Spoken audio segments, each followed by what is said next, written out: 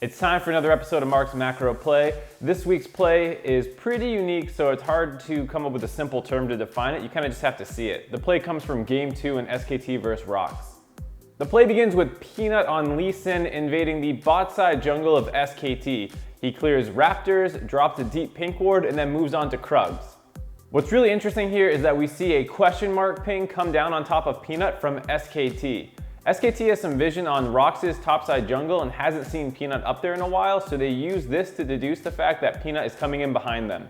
This, combined with the fact that their bot lane is getting chunked out by the support Misfortune pick, and the fact that Smeb has TP advantage, leads SKT to anticipate a dive to come from ROX. This gets me to the first concept I want to talk about, which is called jumping a play. This is basically when one team is trying to set up a play like a dive, and the other team aggressively attacks it before the first team is in position to execute it.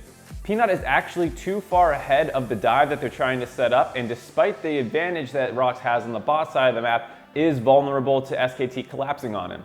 Zyra and Ezreal are able to cut off Peanut, catching him out for a kill and seemingly stopping the impending dive. This leads me to the second concept, which I really don't have a good term for other than be relentless and know your limits.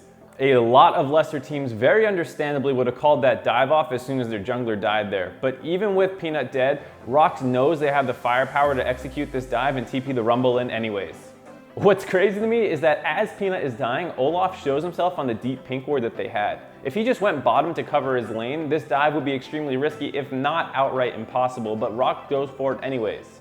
Perhaps SKT thought what most teams in the world would probably think, which is they're safe now that they killed the enemy jungler. Either way, SKT's bot lane starts trading aggressively under their turret, feeling safe, and get totally blindsided by the Rumble.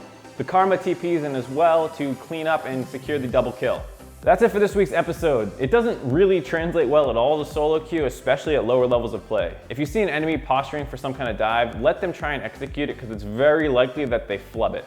In Diamond Plus or something, I can kind of see the idea of trying to aggressively attack the play before it's really set up. Look for this kind of stuff in the matches between SKT and Samsung this weekend because I'm sure you might see a couple instances of it. Until next time.